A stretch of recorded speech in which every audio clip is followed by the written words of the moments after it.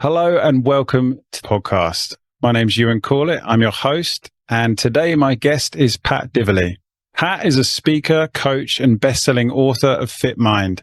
He's dedicated the last 15 years to serving countless others to reclaim their strength and rewrite their stories, and so much more. Pat, it's great to see you. Thanks for being here. Welcome. Yeah, super happy to be here, man. Thank you for the invitation, and looking forward to having a chat today. Yeah, likewise. I really see you as an incredibly grounded man in your work. I've looked at a lot of your podcast stuff, a lot of your interviews, and you just seem very calm within yourself, and I admire that. That's one side of me for sure. I get that. I get that feedback, which is nice. It doesn't always feel that way, of course, but yeah. Funnily, in my work, I feel quite grounded. Holding space, I feel grounded. Sharing ideas, I feel grounded. Of course, in my personal life, sometimes I don't feel so grounded, but learning all the time. Yes. So thank you for the feedback. And it's interesting that you share that, isn't it? Because perceptions that we have of others, there's so much more depth to us as human beings, right? So I'd love to know more about who Pat is in that kind of little bit of vulnerability you kind of open up to there about personal life stuff being harder. So you grew up in Ireland. Yeah. So I live in Galway on the west of Ireland. I've spent a lot of my life here. I think I've traveled to about 50 countries over the last 10 years. So there's been kind of coming and going, but for the most part based in Ireland. Grew up quite insecure, a lot of bullying when I was young, and a lot of moving around. My family moved quite a bit before I was 10. I think we had lived in 6, 7, maybe 8 houses. So there was a lot of kind of being the new guy. And of course, I think similar to the work you do, a lot of my work is around how those early imprints affect us and how the conditioning from those first 7 years in particular can impact how we show up in the world. So I think for a long time, my belief, and still to a certain degree, there's a part of me that feels like I'm the new guy. I don't fit in. I'm a target.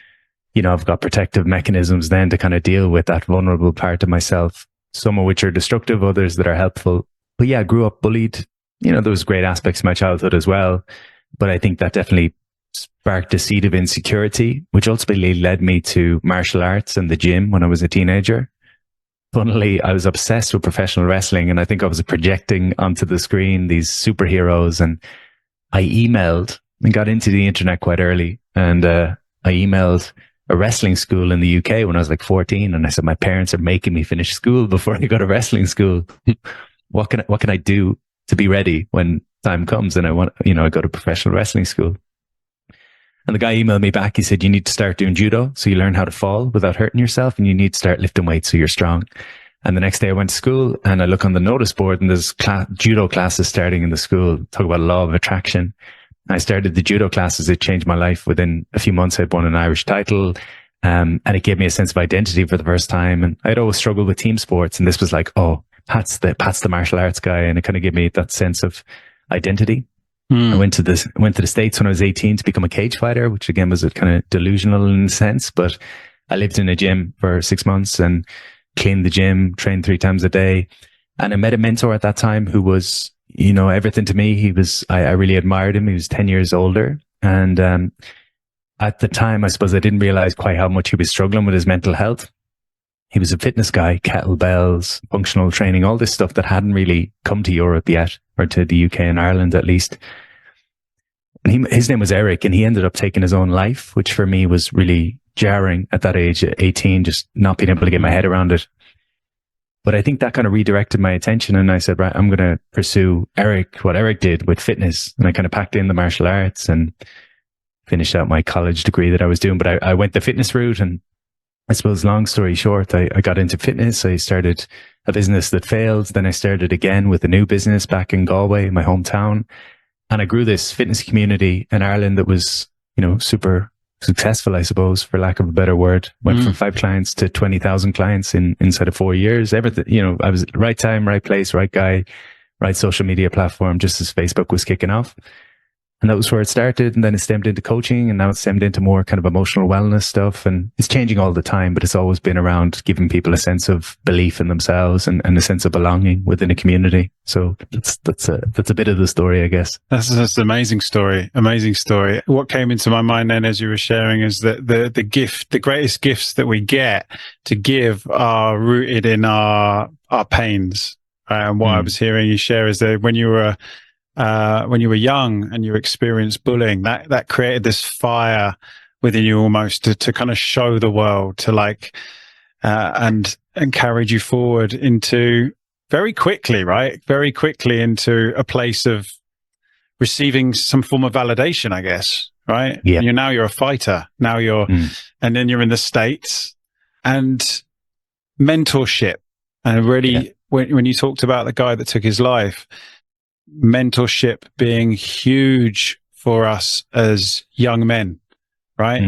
And so that guy was a mentor to you, presumably. Were that him and other mentors were for you as a young man? Yeah, it was funny. My last book that I wrote is called Fit Mind. And when I was doing the dedication at the start, I dedicated it to three guys. There was Eric, who was my mentor in the States, who kind of, it was funny. We would go to the beach in San Diego, and I was like the pastiest, palest guy on the beach. And there was a lot of Irish people out there in the summers, doing what was called the J1, which was a student visa. And Eric would bring me to the beach, and I think he was trying to pick up women, so he'd just be, any women that walked by, he'd be like, "Hey, this is Pat. Pat's going to be fighting in Mexico on the weekend. You should come with us and come down to Tijuana." So he was definitely a mentor. I remember sitting with him once and saying, because we would be in the gym and I'd look around and there'd be these kind of weekend warriors that were deluded in thinking they were ever going to be fighters. They were, everyone's welcome to train and stuff. But I remember turning to Eric and I was like, am I deluded? Like, I don't think I can do this. I think I don't think I'm a fighter. Like, and he'd be like, you are, so there was that kind of affirmation. But I dedicated my book to him, to Johnny Craven, who was my judo coach when I was a teenager, and to other people that just Chick the Barber. There was a barber in Galway called Chick the Barber who, he was a boxing coach here, and he used to train, he brought a guy who was, from the traveler community who had no training support. He used to train in a trailer, and Chick brought him to the Olympics back in 1996. So Chick was an amazing man. He was a barber, but part-time he would be a emergency firefighter. And sometimes you'd be getting your hair cut and the fire alarm would go off, and Chick would leave you in the seat and go and put out a fire somewhere. But yeah, these guys had a huge impact. And it's only as I get older, I see how they steered me in right directions, and I often went in the wrong direction, but definitely having those guys was impactful. And funnily, I went to John Wineland, who I'm sure you're familiar with John's work. Yeah, love John's stuff. Yeah. I went last year and I met Chris Brown, who's a guy that I knew 10 years ago when I was in the fitness space, and we hadn't seen each other in 10 years. And we went for a coffee during the event, and we said, isn't it funny that 10 years on, we're still doing the same thing? Because 10 years ago, we were going to the fitness mentors in the space, figuring out who were the best guys in fitness and trying to learn from them. And now we're working with John, who's one of the best guys in the men's space, so I think it's huge. I think mentorship is essential.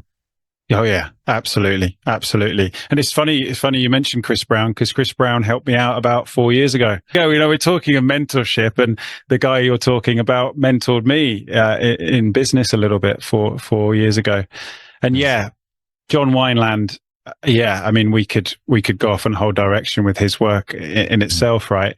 But sticking on this topic of mentorship, I was really feeling the spirits of these men as you were talking about them. And I think in my own limited experience of receiving mentorship in my younger years, it was just those teachers just went that little bit extra.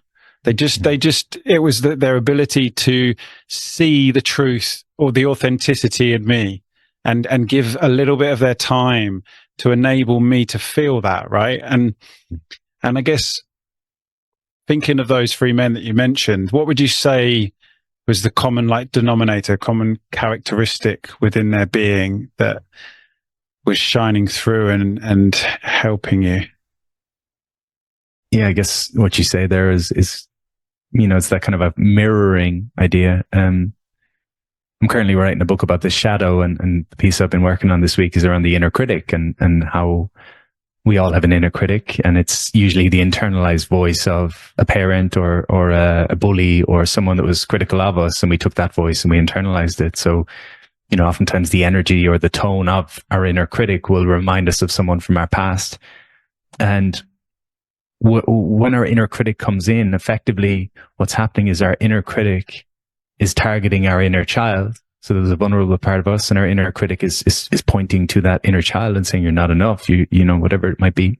And one of my current mentors talks about the importance of getting between the inner critic and the inner child. So when your inner critic comes in and starts giving you hostility, you've got to step in between it and recognize that that's a bully directing attention at your inner child. And so an inner ally needs to come in and be supportive. So I would say, back to your question, what those guys gave me was a sense of allyship, or a sense of they championed me at a time when there was plenty of thoughts in my head about not being enough. They were giving me the affirmation that, no, you can do this. Like you can do well. Because I guess, you could grow up in the best household in the world, but generally your parental figures will want similar for you that they had for themselves, maybe, and they might direct you in a certain regard. And then I think mentors can almost nurture the seeds of possibility. Like if each of us have a unique calling, the closest people in your life might not celebrate that calling because, but if you can find the people that inspire you. So my parents were not interested in martial arts. I was up boxing and kickboxing, and my mother would collect me out of black eyes, and it made sense that she wasn't into that. So I was getting a bit of pushback at home. But then when I went to these mentors, they were saying, you can do this, this is, and I think it was simply that there was a passion and a fire in me for something. And these guys supported that passion and that fire within me. So I think that's the piece, is seeing the goal, seeing the gold in someone and nurturing that gold rather than trying to hand them something that's not their own. It's like cultivating something they already have. Yes. Beautiful. Seeing that fire within you and giving attention to that. And what I was getting from what you're talking about is that almost that part of you that's stepping in between the inner critic and the child to create that healthy, like, reforming of relationship within yourself is what they were empowering within you. It's like, it wasn't that part of you wasn't there. It was just that had been lacking for you. And do you think that for young people that's essential to receive outside of the family unit as well as within the family unit? Yeah, I think potentially. I was talking to a friend yesterday just around this idea, which I think is a common idea, that the nuclear family and the way it's gone in the last couple of decades has put us in a position where maybe we're over-reliant on one person or a few people to meet all of our needs. And so, if your parents or your parental figures or your primary caregivers are there to keep you safe and to feed you and to put a roof over your head, and there's certain things they're there for, and hopefully to mentor you to some degree, but I think it's unfair of any of us to expect everything from one person or from two people who have got their own stuff going on equally, So I do think mentorship outside of the household can be very powerful, not just for young men, but for men of all ages, because I feel like whatever age we are biologically, we still have that wounded inner child or the vulnerable inner child that needs support. It's something I talk about, funnily, I think as we get older, it becomes more difficult in a sense that when you're young and you go to primary school, you're alongside your friends and you all finish primary school at the same time. And then you go to high school or secondary school at the same time. So your initiation is alongside a bunch of other friends. And then maybe you go to college or you do a trade. And then maybe, there's all these kind of standard rites of passage that everyone's doing at the same time. But you get into your 30s, 40s, 50s, 60s, and something in you says, I want to do something different with my life. You're kind of in that on your own, because you can't look around you and, all my friends are leaving their jobs, because they're probably not. That's a journey you need to take on your own. And I think then again, the mentor becomes essential, because it will be easy to feel like you're against the world if there's no one in your corner. So yeah, we all need people in our corner throughout life. And what's really jumping out for me there is the importance of community for all peoples, but specifically for men. And you were talking about those thresholds of, leaving school, going to college, leaving college, going to university. And I never thought of it like that, but it really is a rites of passage, isn't it? From one step to the next step. And whoever it is that the individual is looking to for guidance, whatever they're watching on their phone, who their idols are, or who their teachers are really shaping their consciousness. And I'm 42 years old. I don't know how old you are, but I imagine we're around a similar sort of age, same sort of generation, right? We didn't grow up with the internet, right? Sure. And so for young people, but specifically keeping the topic on young men growing up in this modern age of, the challenges of what is it to be a young man. Yourself and I both experiencing bullying and, trying to fit into the pack, and where now in a time where there's so much image and so much expectation, so much rhetoric about toxic masculinity and all of these things, is very challenging from my perspective of what it must be like for young men. And those rites of passages from college to university, from my belief, are not sufficient for the modern young man. I'd love to get your perspective on that.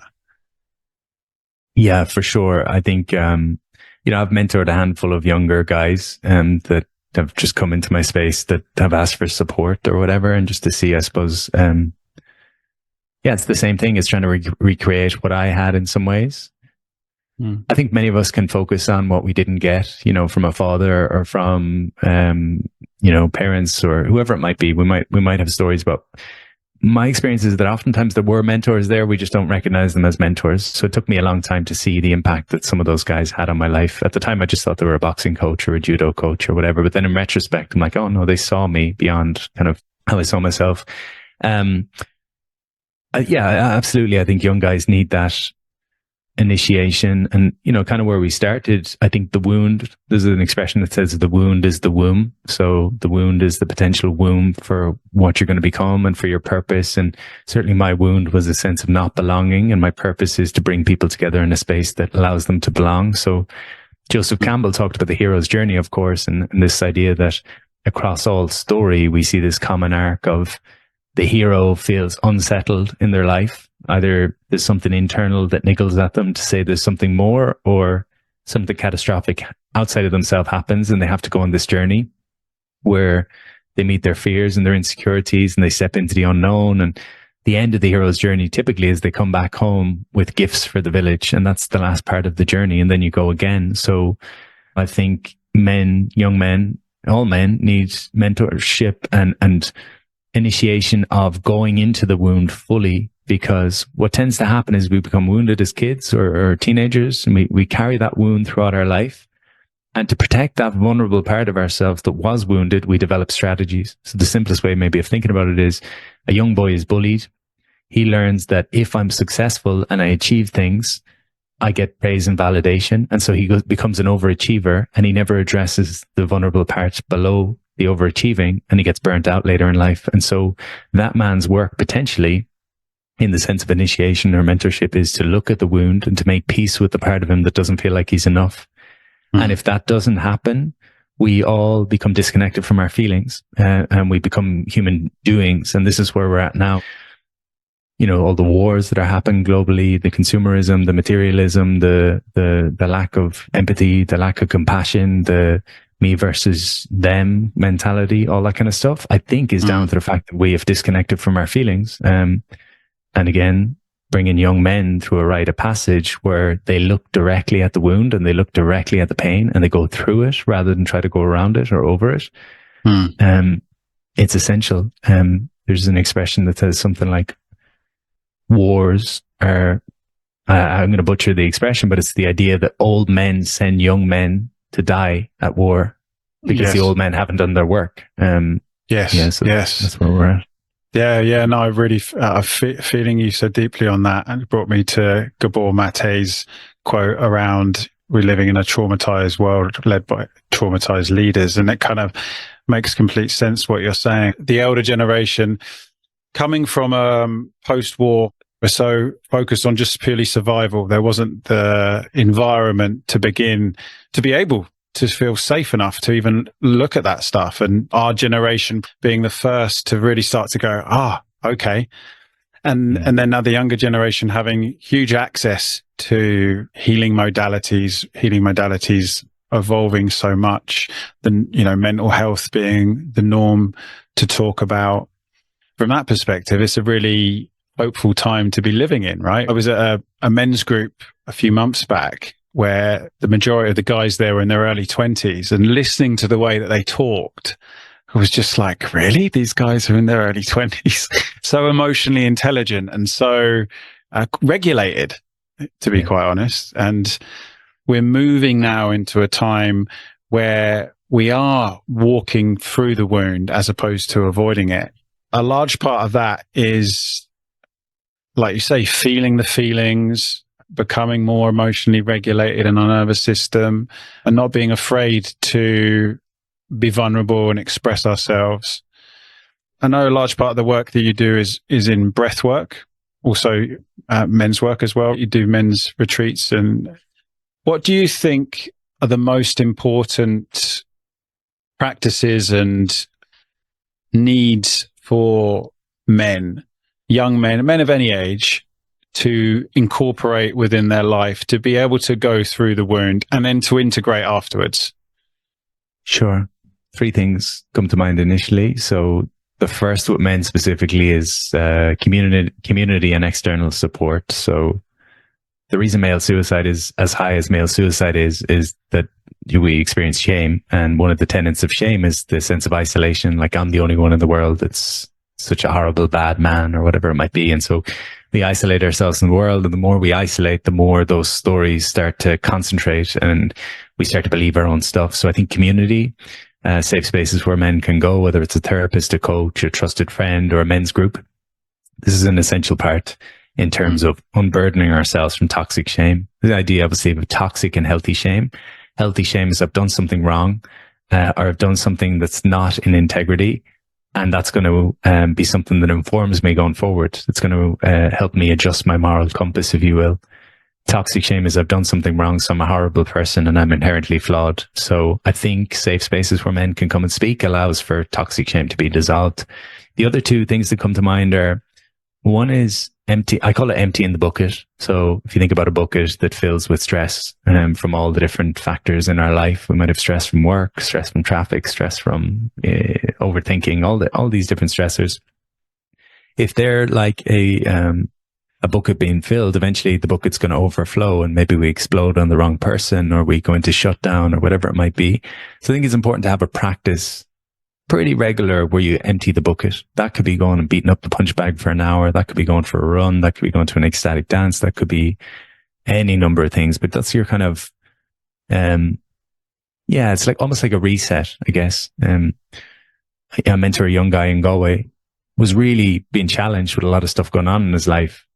And he told me at one stage he had spent an hour on the punch bag and he collapsed afterward and he was kind of sweating and panting and everything else. And he said to me, Pat, if I didn't use that anger, like, where does it go? It just sits in my body. And it made a lot of sense to me. And another friend says if we don't use the energy uses us. So I would say, number 1, the men need community and a place to share what's going on for them. Number 2, they need somewhere to utilize that buildup of energy that's there. And number 3 then is the day-to-day stuff. So as well as emptying the bucket and kind of resetting, if you will, you've got the day-to-day stuff that comes in. So a boss shouts at me and I feel myself going to excitation or overwhelm. What's my strategy for that? So I think it's a case of coming up with strategies that can serve you in different environments. I won't go too far maybe or too deep, but the idea of polyvagal theories is a really useful framework for people to understand, which will basically, I keep it simple and I say we've got 3 zones: green, orange and red. Green zone is you feel safe, you feel connected, you feel open, you feel you're in a good space. Orange zone is things are a little bit faster, a little bit more stressful. You're kind of in that fight or flight state where there's a sense of agitation or frustration or anxiety, and then red is you've become so overwhelmed that you've gone into shutdown. So one thing I try to get men to do is recognize where they are throughout the day, just to check in every now and then. Are you running on, a lot of us are running on orange a lot of the time, like running on that fight or flight energy. So having an awareness of where you are and then having an awareness of how do you get back to green. It's not about being in green all the time. You need times where you're in orange. It's what gets you hitting deadlines, getting to the gym, whatever else it might be. But I think that's important. What are my strategies for when I leave my zone of comfort? So I'm doing a work presentation. I feel my heart rate starting to race. I feel my vision going into tunnel vision. What's my strategy? Breathe in, breathe out, double the exhale. And those are some pieces I would look to. Yeah, beautiful, beautiful. Becoming conscious to what's going on in the body in the present moment, right? And, you know, on my own journey, from a place where I had no awareness to those traffic light system, for example, to a place where I'm much more aware, but seeing for myself how challenging that was to go through that, right?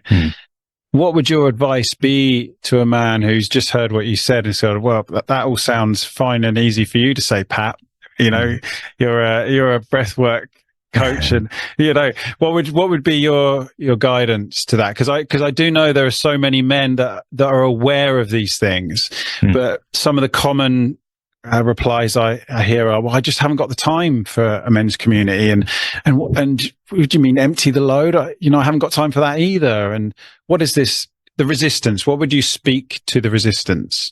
Maybe just a quick one to share that ties in with all of this.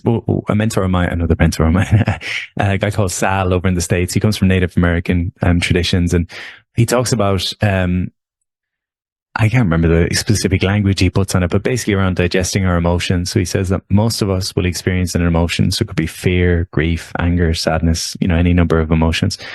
And what the emotion is in itself is a collection of sensations in the body. So maybe fear is a tightness in the chest and an elevated heart rate and kind of flush in my face. Everyone's going to be different.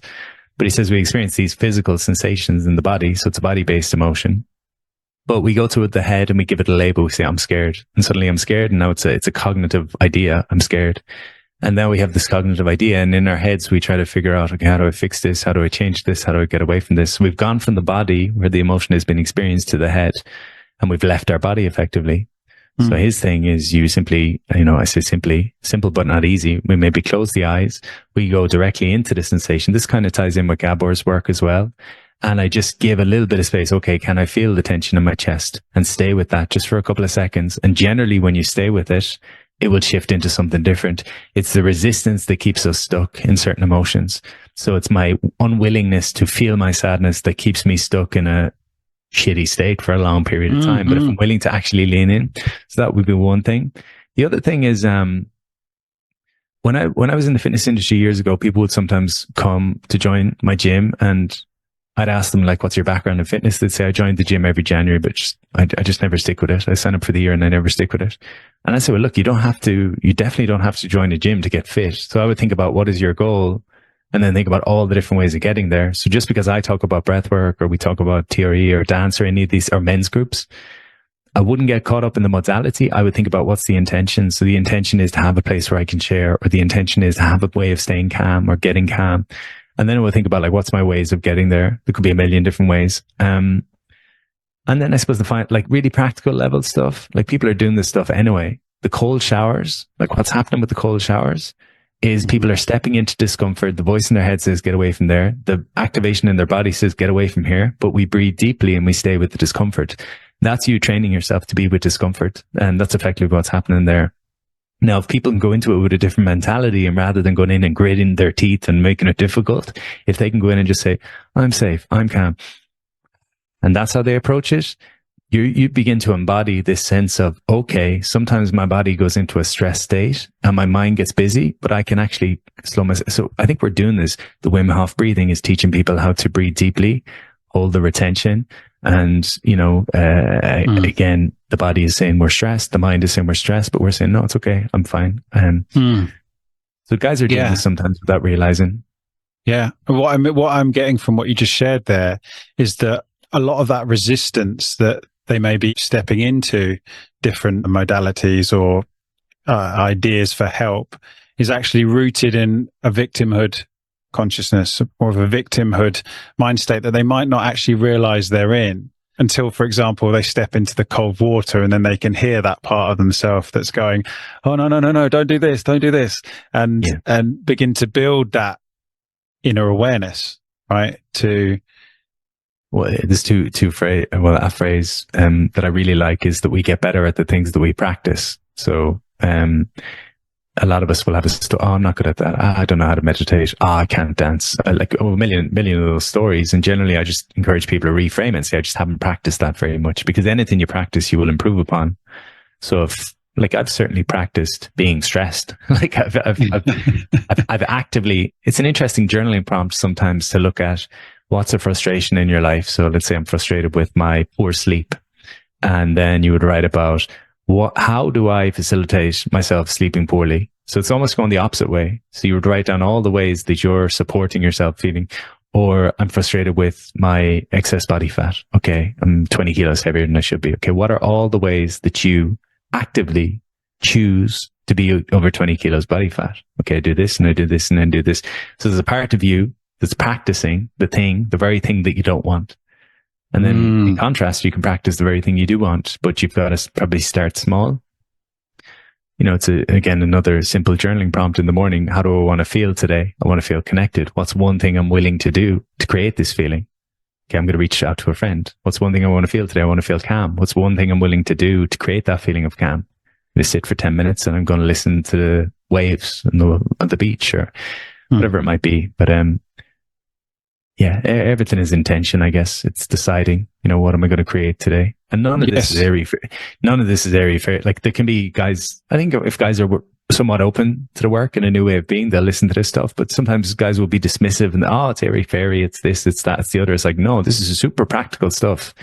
It's give yourself something to work toward and then do something that creates that result. And it doesn't make life perfect. It doesn't make life easy. Sometimes it's almost more difficult. I think as men, we're quite linear. Like, it's nice to think, I'm going to do this and then I'm going to do this and I'm going to do this. And a lot of this work is non-linear, because you might feel relatively calm. You sit to meditate for 10 minutes, you feel worse after the 10 minutes. And you think, I'm not doing this right. But no, maybe it's just revealing something that's there that you haven't wanted to feel. You haven't wanted to feel. Yeah. 100%. Yeah, 100%. And so we are the makers of our reality, right? We choose to be happy or content. And it's so easy, I think, in a busy, chaotic world that is always focusing on what's going on outside, to latch on to, well, it's this and it's that. And I eat that extra food because I'm tired and I'm stressed and it's my comfort, and keeping us trapped in loops that are not loving and caring towards ourselves. But as you say, in order to break that mold, one's intention to become more lovingly self-led, right? To carve out space in the morning, like you say, to check in with oneself. Like, okay, so why is this that I'm choosing this? Because I am choosing this. I think that much of society is set up, the constructs of it, to keep us stuck in that, well, it's because of this and that's the way things are and I can't do anything about that. Do you know what I mean? It sort of seems like a strong fabric of our society. Like I said before, one of the biggest things I hear a lot of men say is, I haven't got the time. And I completely get that. Because I think the mind is so busy with everything that needs to be done. And like you say, 10 minutes taken out to meditate, it's like, well, I feel worse than I did before now. So why am I going to do that? Right. It's, my passion is to empower men to become more self-led. And in that, I mean, to become happier in themselves because they are taking charge of their life. Right. Love to hear an example from you, a time in your life where you could see that you weren't leading yourself in a loving way and that you were maybe stuck in a slightly victimhood state, and that you broke out of that, you overcame that. Never happened, bro. Not me. No. To be honest, probably relatively recently. So I came up in the fitness industry, 2011, I think I started sharing stuff on Facebook and had this big Facebook following, like 200,000 followers 10 years ago. And Facebook was organic then. So anything you put on Facebook, everybody saw. And so business wise, it was going really well. And it was easy. I didn't have to think about ads. I didn't have to think about, it was just right time, right place, right guy. And I think as a result of that, you know, then I moved into personal development. I started offering seminars and, you know, up to 1,000 people in a room for a workshop. And it was just the norm for me. It just felt the norm. Like it was so far removed from where I was just a few years before, but it just kind of became, I was very lucky. And then in more recent years with, you know, so many people coming into the coaching space, all the algorithms changing on social media, my offerings changing, lots of different things. It's just a different thing now. It's not that I can put up a workshop and it fills with hundreds of people. It's, you know, I still do relatively well and I still obviously really enjoy what I'm doing. But the victim part of me sometimes thinks it should be easy. This should be easy. I should be able to just put out something that sells in a heartbeat. People should just know how gifted I am as a facilitator, all this crazy stuff, like really kind of self-centered, almost the victim in me says, I shouldn't have to market myself. You know, I shouldn't have to, you know, I'm more experienced. I've got, and then the reality of the situation is no, like you're hiding from the world from a fearful place if you're not willing to go out there and share your message all the time. And I don't really enjoy social media anymore. I question sometimes how much can actually be put across. You could be the best facilitator in the world, but I don't know how much, and I could be completely wrong on this, but I don't know how much value there is in these 1 minute clips. I've been putting up 1 minute clips for years now. But I question myself sometimes. I'm like, is this the best use of my time? Is this really impacting people? Or do they watch the clip and then scroll on to the next thing and the next thing and the next thing? I think we're in this interesting time where we've been in this information age, which has just gotten crazy. There's so much information. It's overwhelming. And I'm curious as to what the next piece is going to look like. I think for me personally, it's just like dropping deeper into my own being and just trying to be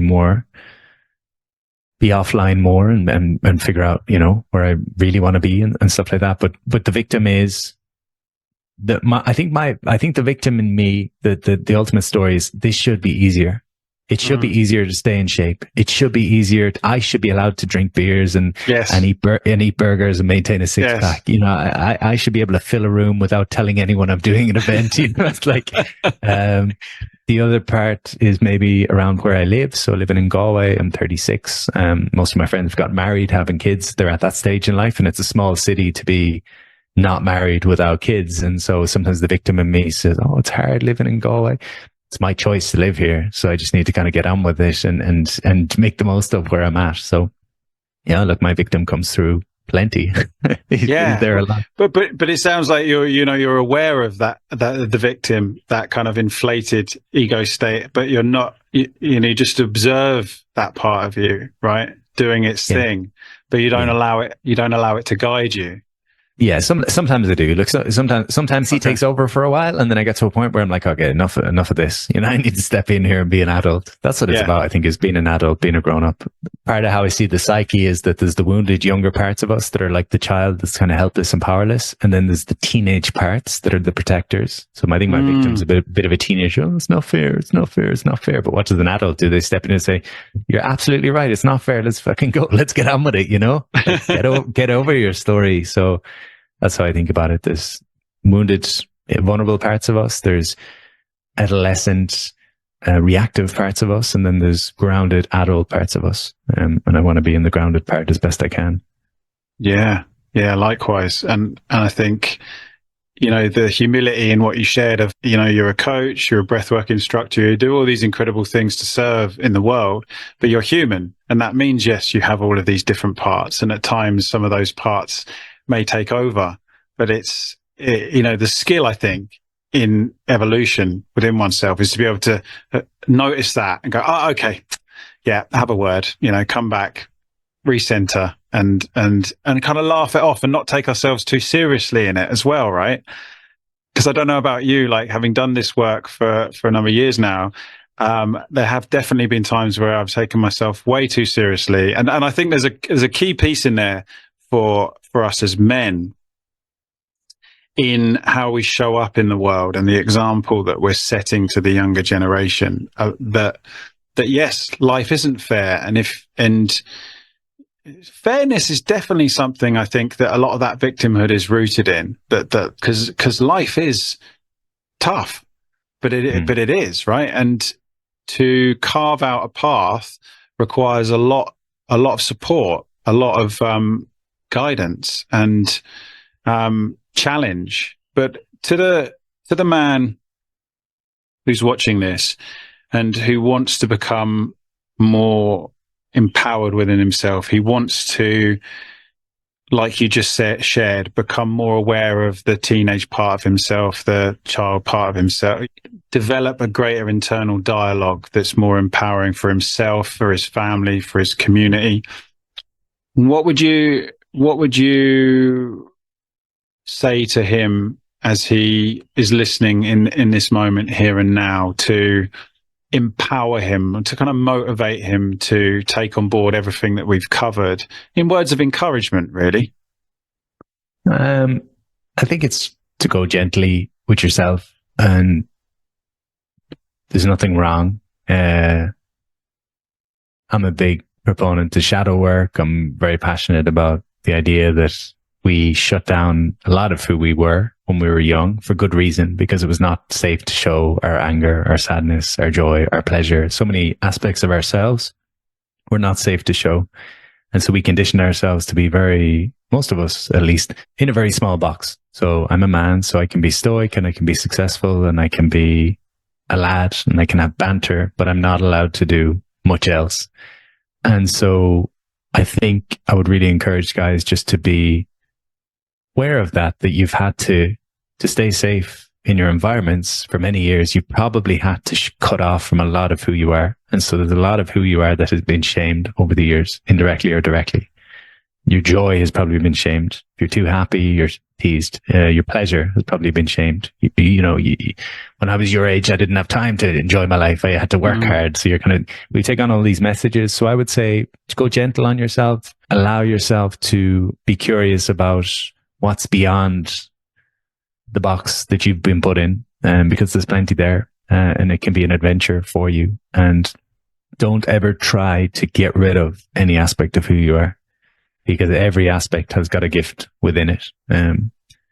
Stubbornness might be seen as a bad trait, but when you look at it closer, you might say, well, stubbornness is close to persistence. Maybe that's the persistence I need to keep me on track. Or anger might be seen as a bad trait, but no, anger is the healthy piece that allows me to step in when there's unjust things happening in the world. So every part of you has got gold and has got a gift.